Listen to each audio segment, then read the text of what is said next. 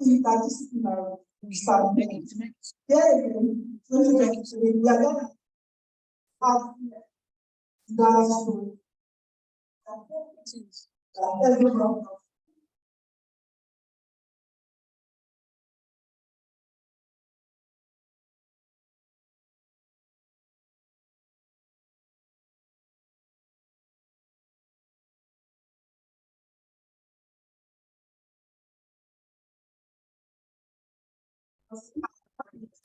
Yeah. Yes. From the University of Nigeria into Tom's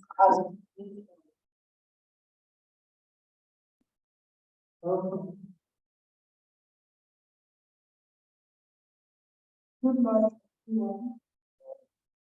And this is everyone.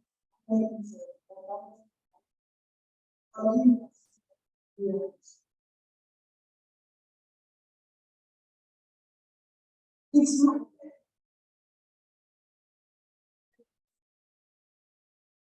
the history of our association.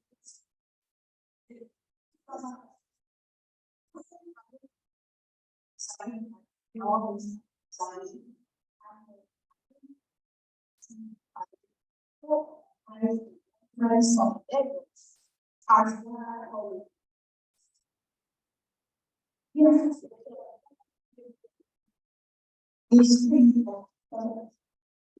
With these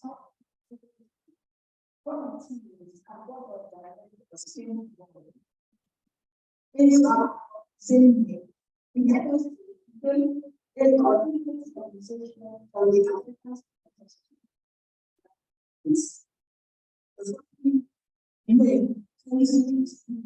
we begin and see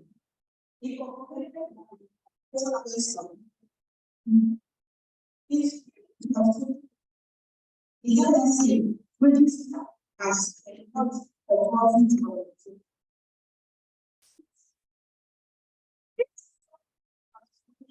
What do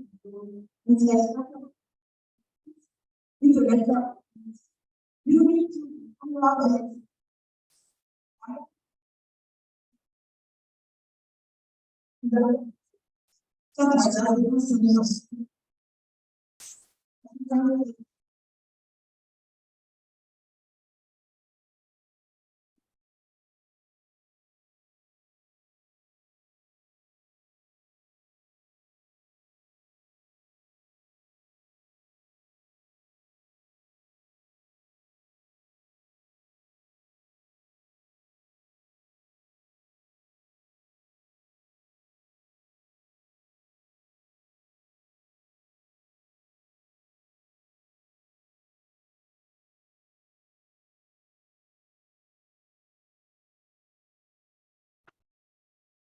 at the end of 2023, about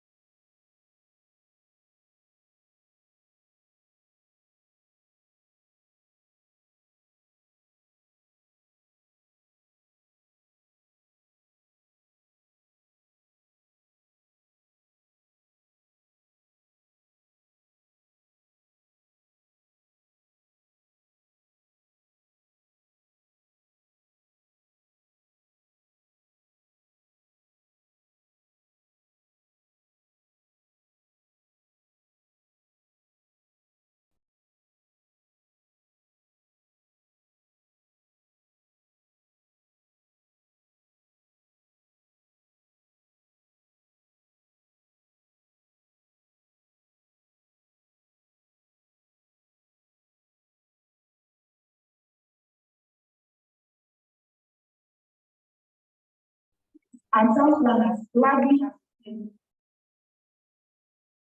recognize and provide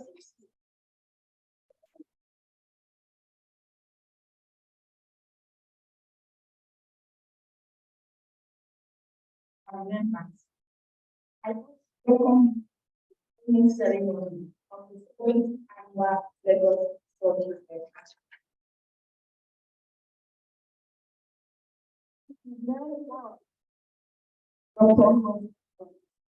Question Nigeria one, physical one. How? Let's give down really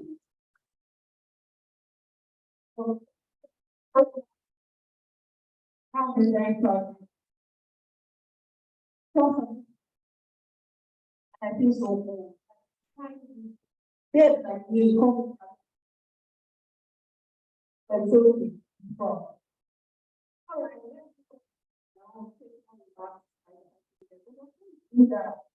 I was Lord, but he comforted the mercy.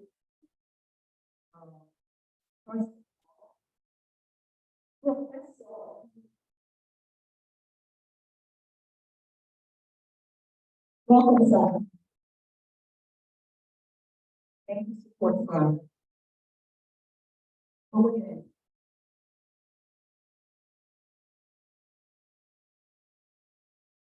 So, okay, so. Okay, thank you. So, welcome.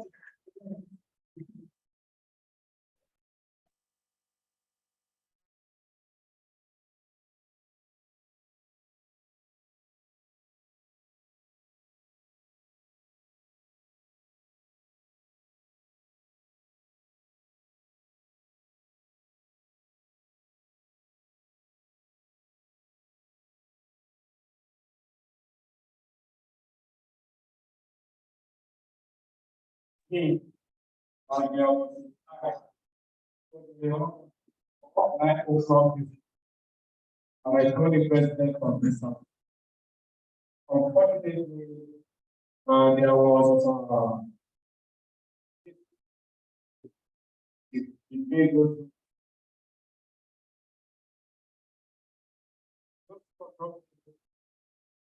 NDS one. Because something voting, the other one, that is, since it was still votes, so that we complain that we couldn't get. So we have voting mix. I usually read this when the colleague of mine who said, and you know that is the economy was getting distance committee. Faculty of committees to them results. So I have to come back to the office to sign all the results before coming on. So I'm very sorry.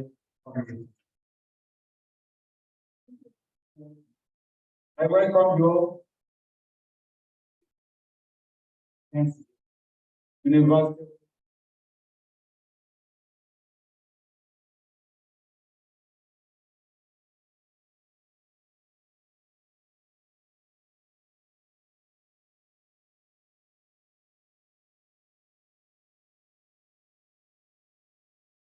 And the security of the operations. Then, President of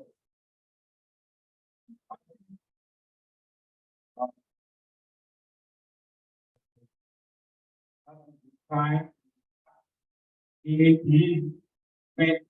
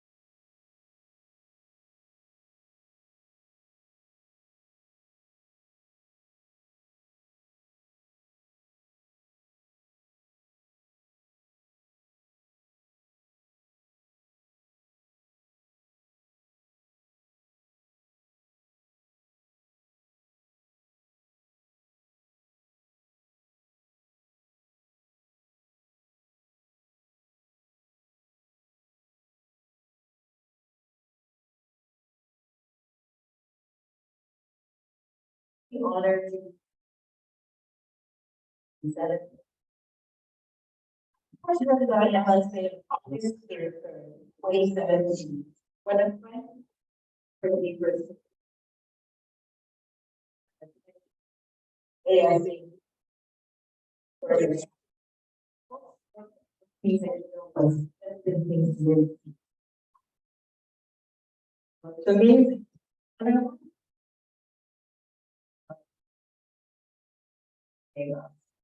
This time, I was not.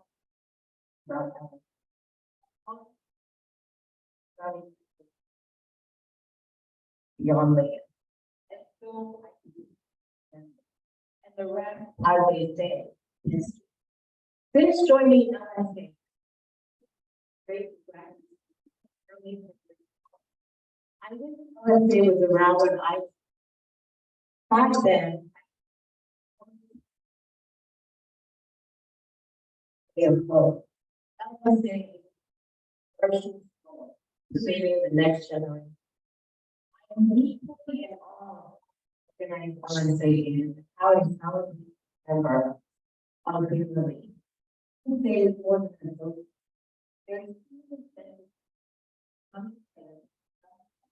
There's usually with a set of hope for the future, with a consider present. One say community work, community, but is continuously fostered, no matter which part of the globe you reside or what the research is on. For me, as an urban geologist, the colonial landscape, it is often looking for a home, for a welcome, and here, you're sustained by the labor of God. I'm grateful labor. I am my Thursday as a new president, maybe. Yeah, so certainly your email, just like the one and perhaps B2 can have the LSA. The LSA is greater height. Building bridges along the way, those solidarity, but I have to be here. And lawyers that it's so long. So right now, Dr. Mohammed King of the School of Medical and Public Service, University of North and Mass. Thank you.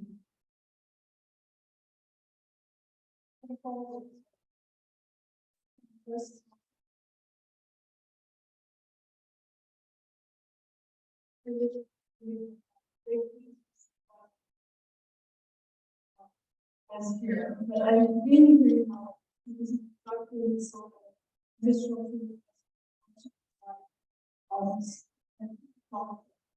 mentoring of projects, the early career scholar, education, finding on the content. Great presentations, they also and beyond. This is really where it's at. Vision of included in Wilmington.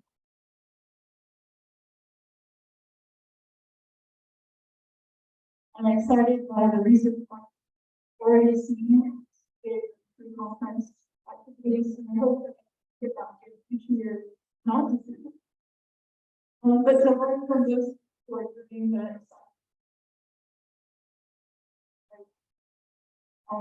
So I was, it used to be that the science or publication was a publication in my career.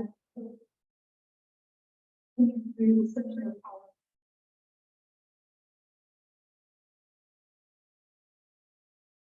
Thank you so much. We're definitely like to see more than I did look. All right, so we'll have for this both parts. Yes. I want to thank Yin Chang for writing. Thank you for partnership. Amazing. So I just say, remember the conversation on the panel, that it is a conversation, but I have seen that we're getting a lot of action. Not only do we have LSA, but we also have that. Africa, yeah. Here, I have that, really, creating their own space. So those of you who visit ASA ASA West, I know that dominate those spaces. And so being here, coming to AA prevention, always a pleasure, getting the chance to interact with college about what's happening. But I also think that this is being challenged by you, I think it's wonderful. Scholars are afraid and they're challenged, racism, sexism, and privilege within our study in ways that some of our older scholars, they just didn't. In my view, are partially cheering you on, really to the are really cheering you on. Some of us are here, and sometimes we have that fear on you. But but you have not waited to offer space. Many of you are taking your space. You are also safe for your colleagues around the world and to very aligned with that. So when first got Mohammed, she's coming out, probably scholarship, and raising people like that. He is together, community I'm getting both African leaders of that time, provide safe and practical all over the continent. So for scholars coming through the county, I want to but also learn from the lessons of those who easily it can be dangerous to move full speed ahead without understanding what. So you know, analyzing the field, which I think we need to have conversations. So younger scholars, scholars, scholars, so on issues. Academy will also be scholars this one.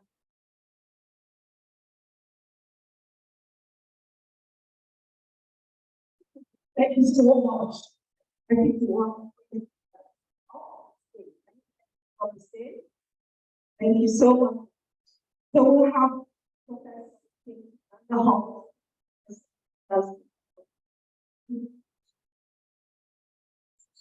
Good morning. Very grateful. And the first time.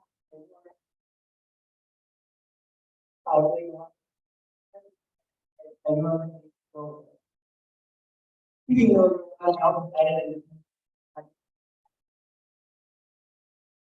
and right, I just spoiled.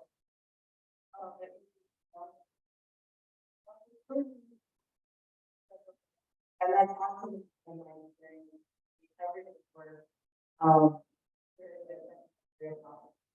I'm so grateful for us today for not only connecting very here in Lagos, but also for making the kind of community that lets me return memories to other scholars as well. Colleagues, junior scholars. I love the way that the mentoring workshops and support what already doing.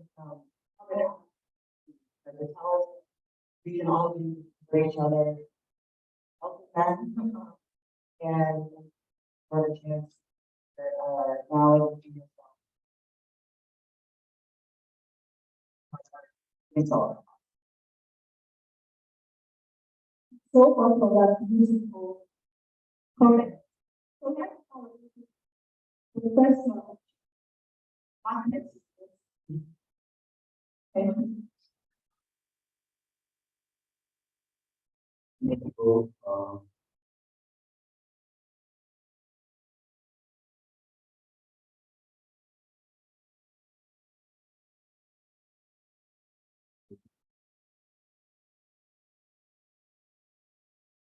George.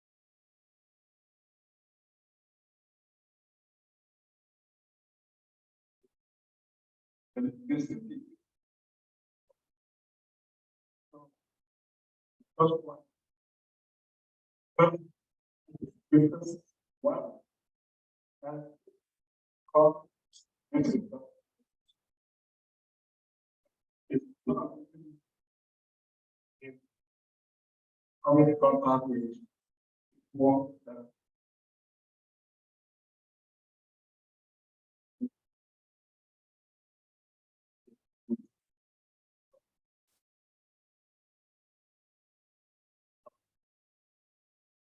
Okay. Let's see.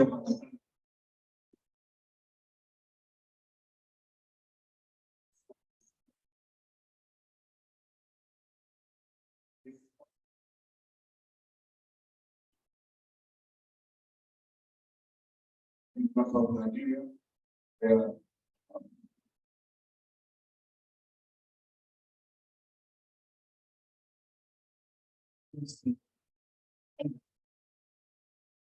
yeah, we did.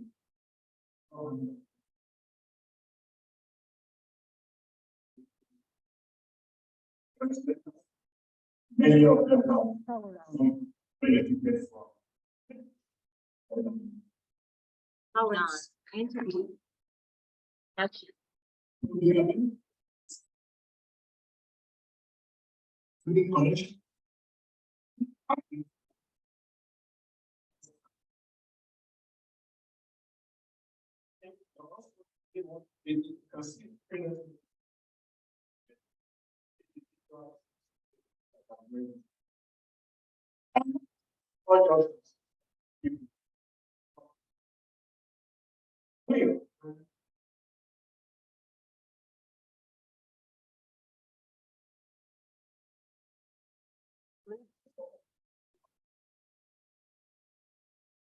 You know, thank you for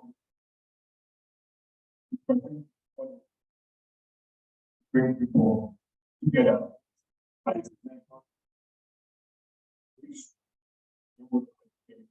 Is something in common.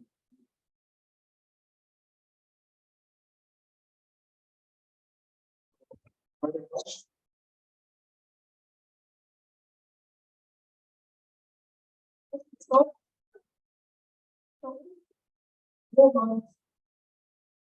Honorable CEO, 11th Director, Nigeria. This is the professor. Thank you. Good morning, everybody. LSA.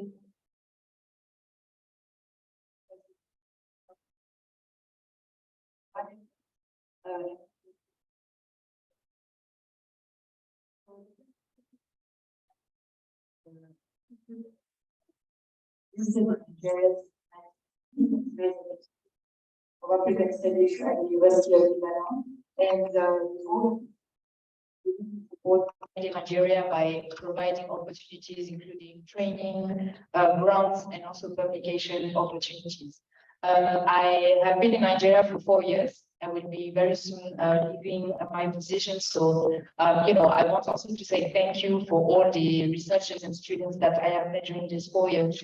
The other thing that I want to say that I think this conversation on decolonization, decolonizing African studies is also something that concerns us as at an individual level, of course, as white scholars, but also as an institutional level, as a foreign institution, a foreign research center that is located in Nigeria.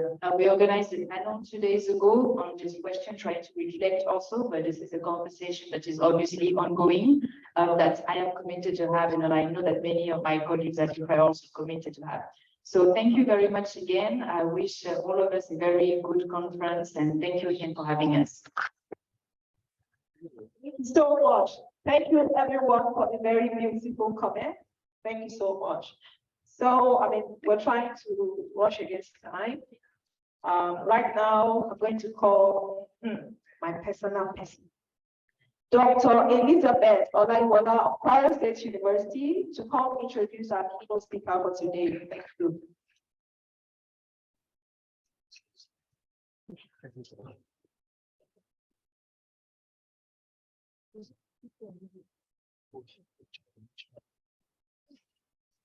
Good morning, distinguished scholars.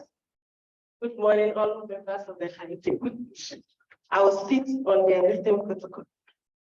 When I was asked by the LSA president if I would like to introduce the keynote speaker, I thought to myself, who wouldn't?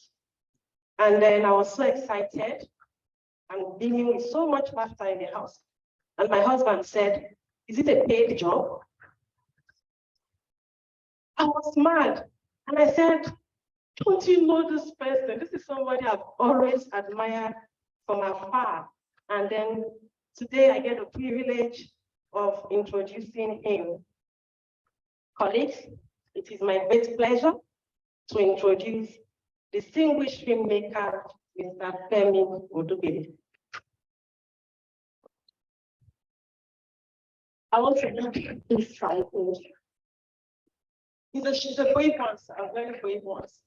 This summarize, you know, we can't do the citation here, we'll go pages.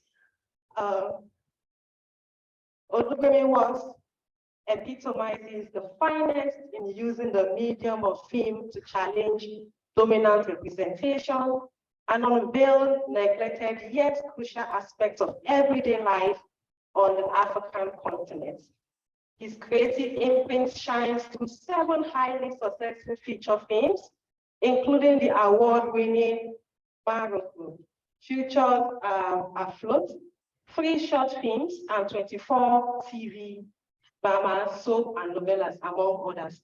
Over the years, he has worked consistently hard to pass his creative skills down to the younger generation. Between 2017 and 2021, he was the director of Multi-Choice Talent Factory, West Africa, an academy that attracts talent, young Africans who receive top-notch practical and theoretical training in filmmaking from scholars and practitioners from across the world. The creative energy deployed at the academy extends the frontier of African storytelling, built around global standards in filmmaking and studio and content development. Odubele has received numerous awards and accolades for his distinguished career. In 2022, he was elected member of the International Academy of Television Arts and Sciences, organized by the New York-based International Emmy Awards and the International Emmy Kids Award. In 2020, he won the Lifetime Achievement Award of the Nigerian Society. The award recognizes excellency and immeasurable contributions towards the growth of the film industry. Odubele received a bachelor's in film and television production from Montana State University in the United States in 1984. Subsequently, he took advanced training in filmmaking across the world. He worked for several government and private film production companies, including the Nigerian Television Authority.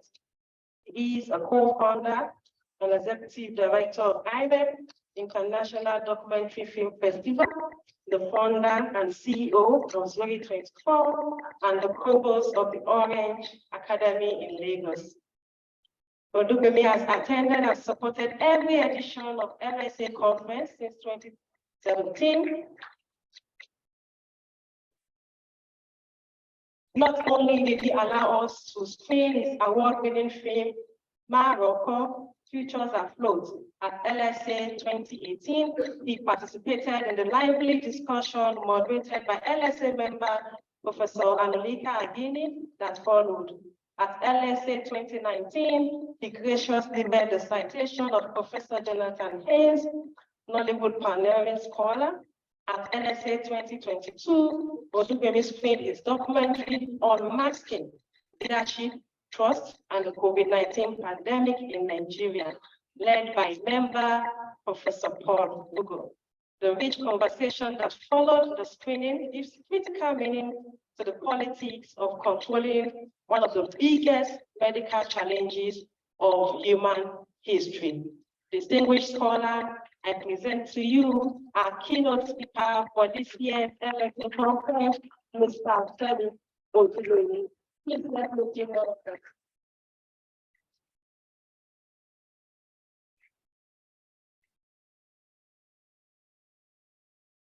Thank you.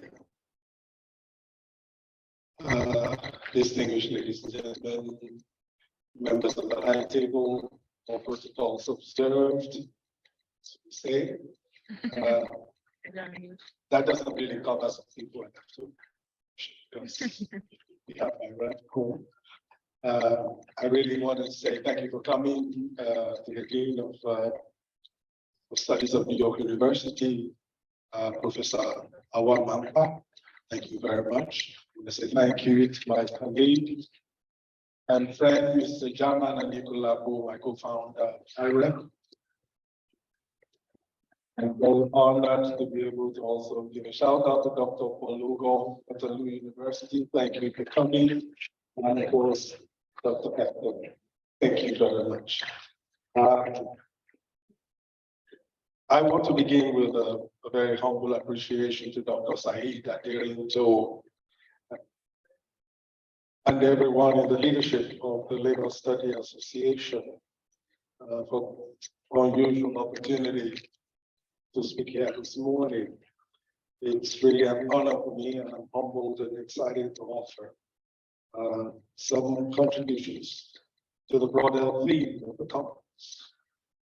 The LSA has curated a dynamic and inclusive space for the convergence of academia and the wider creative community to share our experiences and perspectives, enriching our discussions with insights into the Nigerian film industry.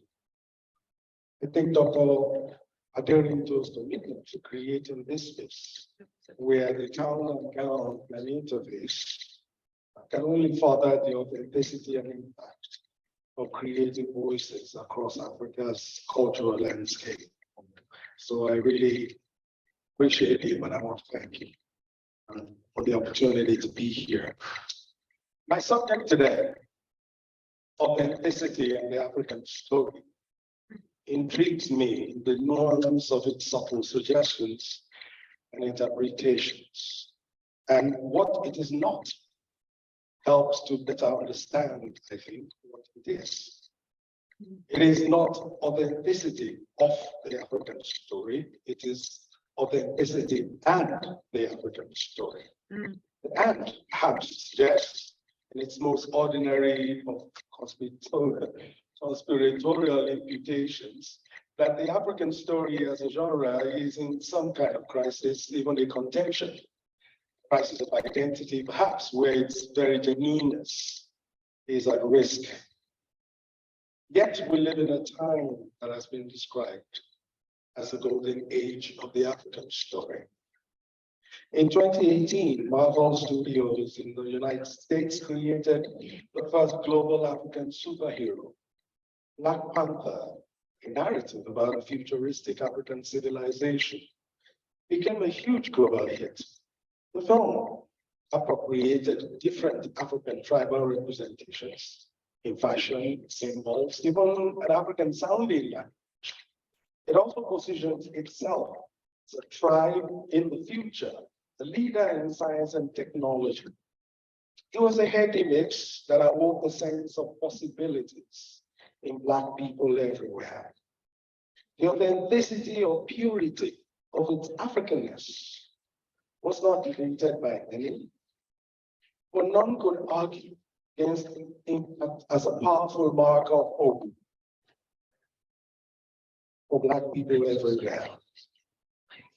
Both Black Panther and the sequel, Wakanda Forever, became two of the highest grossing films of all time that is telling an African story. Both received critical acclaim for its storytelling, for performances, and for its cultural significance. The film resonated with audiences worldwide, showcasing the demand and interest for an inclusive storytelling in a global world. Wakanda Forever became the first film to reach 1 billion naira in box office returns in Nigeria. In Kenya, the same film earned over 25 million Kenyan shillings in its opening weekend. Never done before. Clearly, Africans were eager to pay to see an African story, quote unquote, that was not genuinely African at all. It was simply a well-told story, appropriating symbols and characters, but with the right dose of inspiration to foreshadow a glorious future which every African clearly desired. In 2022, Sony Pictures too made close to $100 million globally with the historical film about the all-female army of ancient Naomi King, titled Woman King. That film as well took a sliver of Naomi history, appropriated with generous infusions of American-style action sequences, added a superstar, Viola Davis, who delivered a performance of a lifetime. It became another huge global hit, with much of its box office receipts coming from urban cities of Africa. Was it an African story, or a film based on a piece of African history? None of these films were made by an indigent African storyteller, nor were they financed by any money from the content. In fact, only 2 or 3 characters in Woman King was played by an indigent professional actor living or working in Africa. Yet, both films made huge revenues from Africa and became references among many emerging African filmmakers of what kind of African films they imagined to make in their career. Netflix, with over 200 million paid subscribers globally, recently launched an anthology of African folk tales reimagined. I was one of the mentors of the young African filmmakers who made the 6 beautiful films in the series. Showmax is in 45 African countries, produces content in 17 languages, and has 20 million subscribers. It's not own life. Amazon Prime, Disney Plus, Paramount digital platforms are all setting up shop in Africa, equally focused on taking, quote unquote, the African story to the world. Of course, taking along with it the huge subscriber base that urban Africa offers. African Magic channels on the DSTV digital content belt streams, quote unquote, African stories 24 hours a day through several channels to over 48 countries in Africa and Europe as well. These channels, we have to admit, have spurred back to life the creative industries of many African countries, creating massive opportunities for employment, empowering creatives, and building an economy that is also breeding brands, building celebrities, and creating top crew. In Nigeria, Anikulapo, one of our biggest award-winning films recently by leading filmmaker Kunle Afolayan, is another excellent example. It's a deeply cultural story set in ancient Yoruba context, made and promoted for international distribution as a Netflix original. Anikulapo won the highest number of awards at the 2023 Africa Magic US Choice Awards just a couple of months ago, including the best indigenous film and the best overall film. I know because I was the head of jury of that award. The original film is now being made into a 6-part series, with Netflix reinvesting massively, even more, in the same story. The kernel of the story's premise is only from the imagination of the filmmaker, based on an anecdote. Or can anyone contest that it is a beautifully produced film, showcasing the grandeur of the Yoruba culture and world? Nobody has worried loudly yet about the authenticity of its premise or the impossibility of its narrative. The recent premiere of Amazon's Prime Video series, Gangs of Lagos, a beautiful work produced by the talented Fabio Shibero, however, was a different story. There was a huge dust-up everywhere on the very question of its cultural authenticity, because the film opens with a scene where the Yoruba masquerade is seen wielding machine guns in a robbery. But in fact, preceding that very first, there is a disclaimer stating that the characters and narrative are pure fiction. Yet, the loud noise from government and many supposed guardians of the cultural realm, both online and the regular media, has brought to the forefront what I consider a good example of the emotional passions that can envelop undue agitations of the questions of authenticity, especially in the context of the commodification of cultural narratives. To fairly address the question of authenticity, therefore, we must first engage the inevitability of the commodification of cultural stories. In global technology-led creative economy, we must concede that it is technology platforms that have greatly expanded access to our cultural content, enabling what is the African narrative to actually reach global audiences more easily than ever before. The access and reach that globalization offers is multi-layered and full of possibilities. Possibilities we couldn't even fathom just half a century ago. My television series, Battleground, in 2018, was funded by the African Magic Channel. It was viewed for over a year across 45 countries in this continent. It has since been translated to local languages on Showmax platform and then licensed to Canal France to be overdubbed in French for distribution in Francophone Europe and Africa. A local storyteller, a local story with local nuance, but now connected to a global audience and market demand. In a global creative economy, the audience is the price. And they can be anywhere, they can be everywhere. Everything is driven by market forces of audience demand and profitability. And when cultural stories gain popularity, they become attractive for commercial exploitation as distributors seek to capitalize on their market value.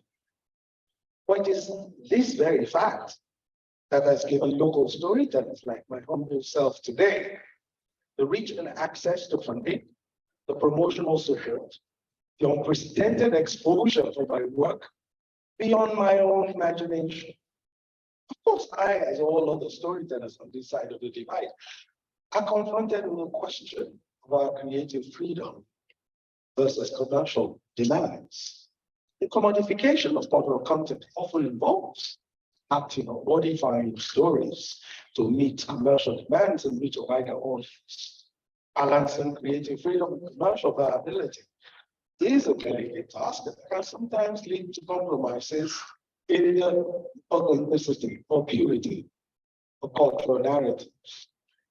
But is it a higher value for the story to be told at all? Is God only in the details of cultural signs, symbols, songs, and artifacts? And do we value those in of themselves higher than the opportunity to access finance, to access distribution, to access market share, and the leverage and capacity that the story and the storyteller get. The debate is complex, perhaps with no easy answers. I fully understand concerns around issues such as cultural appropriation, where we fear that elements of the marginalized culture may be adopted and exploited by those outside of that culture without proper understanding or respect. Yes, this can result in dilution or misrepresentation of cultural content. It can undermine authenticity. Yes, purists have also argued that the commodification of cultural content perpetuates stereotypes or presents a simplified marketing version of culture, which can distort its authenticity and perhaps even perpetuate harmful narratives. As a culture advocate myself, with deep roots and love for the legends of my beloved Okego Kingdom in Ondo State, I'm proudly a nephew of Chief Dio Fagwa, the pioneering author of Yoruba mythological stories. But these are important arguments, and the risk factors I certainly will not dismiss. A final and perhaps the loudest argument is often about exploitation of cultural content and how it profits primarily those who control the distribution and marketing rather than the creators or the originating culture. Along with that, of course, is the assertion that when cultural content is commodified, the originating culture may lose control and ownership over its own representation. These arguments only frame the complexities of the debate. Authenticity versus access, funding versus exploitation. But is there nuance there? Can I argue that commodifying cultural content can also foster a deeper cultural exchange and understanding? It is done with some respect and in a collaborative manner, ensuring that proper recognition, compensation, and involvement and the involvement of the originating culture, with the authenticity of the content not being preserved or even enhanced. Engaging and involving members of the originating culture in creative process, such as writers, directors, and consultants, certainly helps to ensure a more authentic representation of their cultural stories, if adjusted to hit comprehension by audiences who are outside the context of culture. I have also argued at other times that content creators, broadcasters, international technology platforms do have an ethical responsibility to approach the communication of cultural stories with a large dose of sensitivity and respect. This means actively addressing issues of cultural appropriation, misrepresentation, and equitable compensation for the originating culture.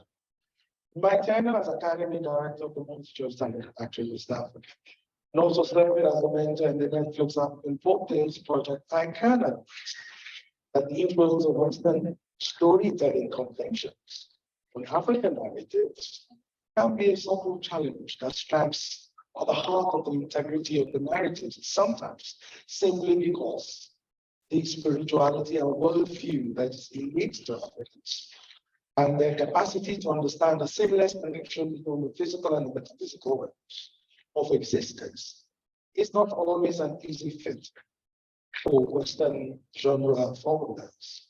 So there is a risk of somewhat diluting our storytelling traditions simply because we must conform to Western standards and perhaps their storytelling formulas. But we still can strike a balance between preserving the African storytelling elements and embracing innovation. That to me is what is crucial to sustaining authenticity. As a storyteller and filmmaker who perhaps has benefited from the opportunities that the global access to my stories have been afforded by international platforms, and one who carries a native regard and responsibility to cultural representations, I'm often confronted with the question of the seeming contradiction of my stand or my standing. My answer is that the choice is mute. My capacity to sustain my career and profit from my creative output needs two important things that I am unable to create for myself.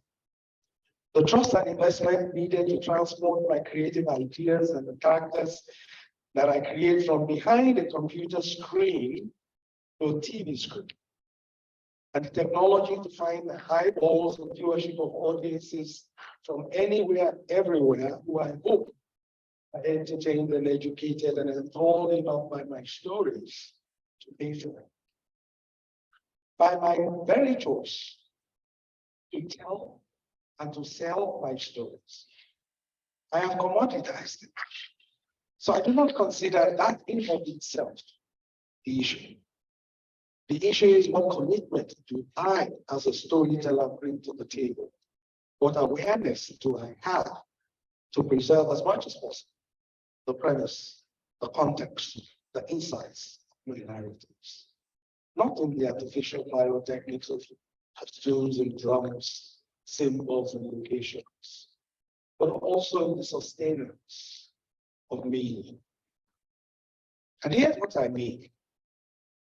All stories, first and foremost, are human stories.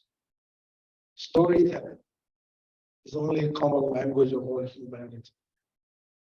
Should the storyteller's responsibility also interrogate creative intent? Beyond cultural representation, could our creative instincts be motivated with deeper emotional intelligence and value propositions? The challenge of the African storyteller will be how we frame our creative motivations. Making meaning fuels the storyteller's understanding of a bigger picture. It is the understanding of truth, historical context, legacy, and possibilities that shape into characters, voices, plots, and narratives in the viewer's imagination. It is in making meaning that art reflects and reforms our very reality. Its authenticity, therefore, can be argued to be in its capacity to speak truth, truth to power, advocacy for change, truth to insist on a balance, not just in narrative, but in the real terms of the needs of humanity. For Nollywood, for instance, where I practice, I once asked an important existential question with regards to authenticity in its art form. I asked, what is the role of a thriving cinema in a country like Nigeria that is teetering on the strings of inequity, injustice, desperate crimes like kidnappings, ritual killings, mob killings, even in universities, and various shades of domestic violence? Shouldn't the stories, the African stories, and the characters we create respond and reflect what is actually in reality the truth of what is happening around us? Shouldn't the themes of our books and our stories and our art and the plots and characterizations of the stories that we call African also express the value systems that undergirds the choices that confront Africans every day? How do those choices reflect or advocate for the highest value of human life, the fundamentality of human rights, and the dignity of freedoms that come with those rights? When we break this into molecular parts, the question of authenticity focuses not just on our creative craft, but especially on our emotional intelligence and the need to elevate our viewing experience beyond slapstick humor and love stories. How authentic are the values of our creative intent? Do the conventions of our genres have shared meaning? How intentional are our images and visual cues? What do these images mean in the syntax of language? How are our films detailing the structures of social representation, gender inclusiveness, value referencing, and conflict containment? In the world of our stories, does our visual language, historical context and referencing, do they invite our audiences to imagine or shadow a future for Africa that is different from our past or our present? We need a Nollywood and a creative industry that will grow beyond refractions to reflection and towards a deliberate, insightful engagement with our social challenges and development ambitions. We cannot tell consequential stories or create heroic characters without understanding the primary imperative to humanize the valuable positions of the themes of our stories. We need to expand the context and world for our characters, both in their physical actions and the inner resources of their mind. We need the articulation of performances in our films to go from the inside out and not in the reverse. We need to surmise the emotional worlds of what they are sensing, thinking, and feeling, so that their ethical choices actually make sense and are maybe even sometimes profound. We need the conflict and choices in our stories to be larger than life, have proven existential scope. That is when we can evolve more multidimensional characters and performances that will showcase the awareness, the respect, the kindness, and the empathy that the emotional quotient necessary for authenticity in our storytelling becomes present. One thing to make clear is that technology is marching forward. Globalized creative economy is here to stay. Ever more experiential and immersive technologies are here to offer every culture many pathways to transport global audiences into its history, its stories, its music, its art, its books, and everything in between. Artificial intelligence and virtual reality technologies today offer unique opportunities to enhance the experience of cultural narratives. Artificial intelligence can aid in the preservation and digitization of African cultural artifacts, stories, and languages, ensuring that they are accessible to future generations. Virtual reality VR can provide immersive experiences that allow people to explore and interact with African heritage sites, art, and traditions. By combining VR and AI, creators come alive and adapt narratives to cater to individual user preferences, creating more engaging and impactful experiences. Leveraging AI-powered tools, African storytellers can create and distribute their stories in various formats, languages, mediums across the world. So African storytellers need to seize the initiative and embrace these technologies by collaborating across disciplines, engaging research and experts to co-curate innovative experiences. Imagine experiencing GTO 5 months and Bojo Daily or going to marry or in virtual reality. I think the convergence of these technologies presents African storytellers with unprecedented new opportunities to amplify diverse voices and create immersive experiences both within Africa and globally, to engage with the new, to allow the world to engage with our unique mythologies, folktales, and stories.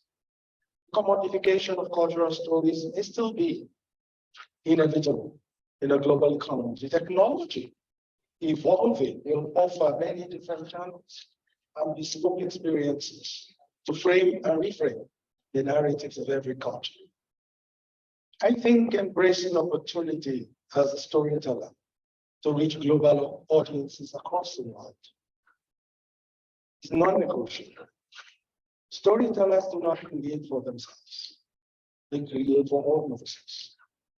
But I accept it as a privilege as well to educate the world with those stories, not just about drums and whistles, but also about our shared humanity, our compassion, our community, our spirituality, and our capacities as an Asian civilization. I believe telling a balanced story is a pathway to authenticity.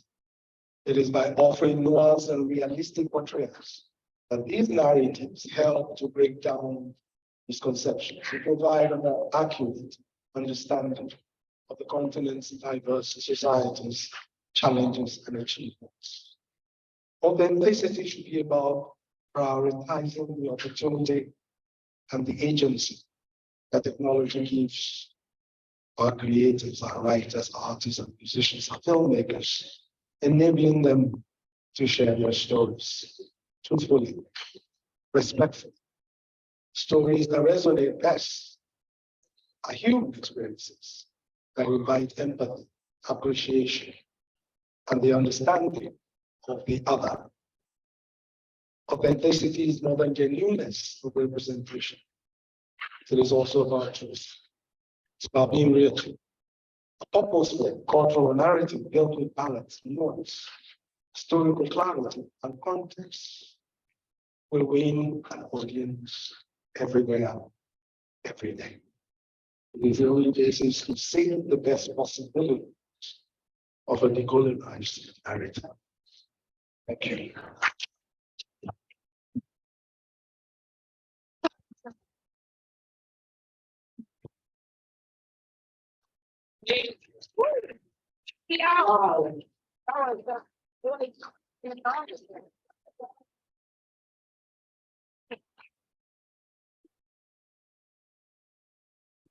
Thank you so much. You know, I have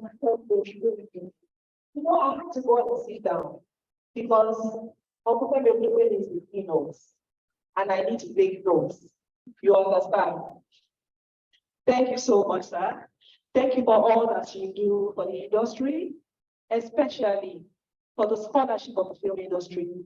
Thank you so much. We appreciate you. I mean, he is a giver. I know him for that. He's a giver. He gives so much more than he ever takes. Thank you so much. Thank you. All right. The thank you is not enough. I'm going to call my sister, Dr. Helen Uga, to come and give the vote of thanks. A warm welcome for her.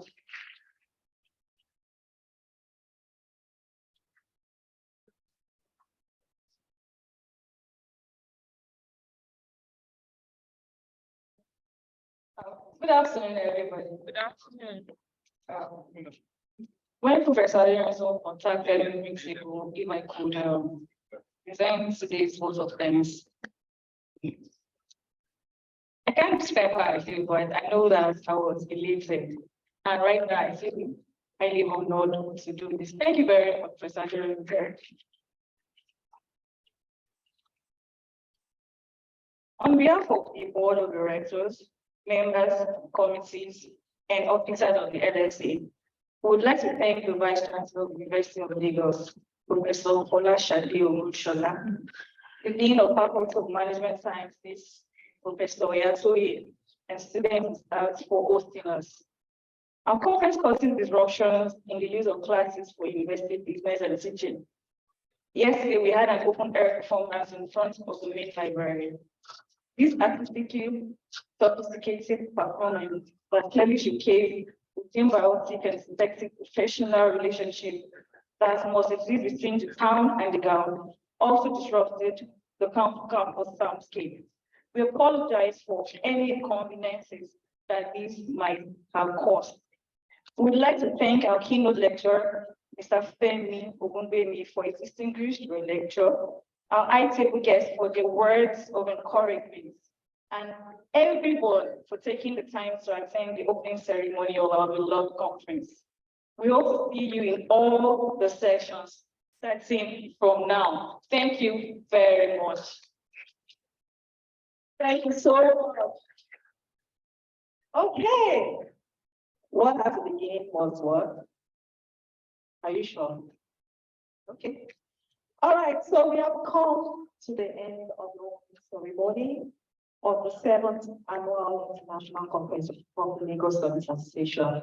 Thank you for being a part of this. A round of applause for yourselves.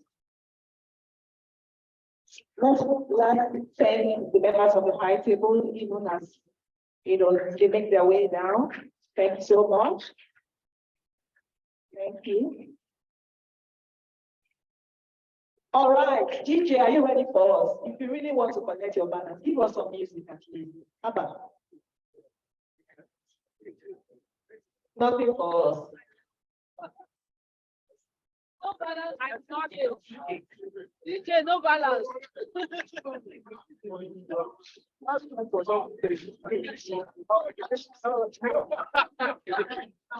That's just like.